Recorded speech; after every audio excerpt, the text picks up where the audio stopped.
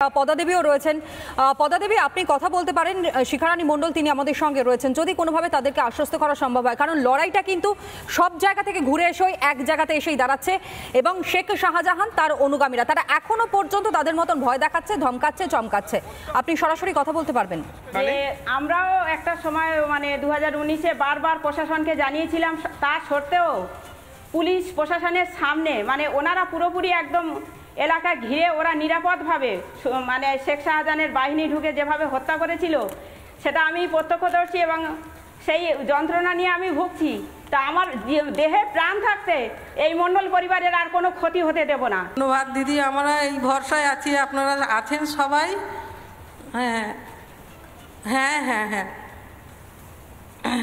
হ্যাঁ হ্যাঁ দিদি, আমি আপনার বাড়িতে আমরা আপনাদের ভরসাতেই আছি, আপনাদেরকে ভরসা করি দিদি। আমাদের পাশে তো আর এখন কেউ নেই।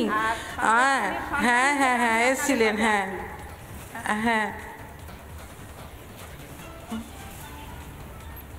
ধন্যবাদ, আমরাও একটু সাহস পেলাম। আপনারা অন্যায়ের কাছে মাথা নিচু করবেন না। আমি সর্বস্ব হারিয়ে অন্যায়ের কাছে মাথা নিচু করিনি, আপনারাও করবেন না।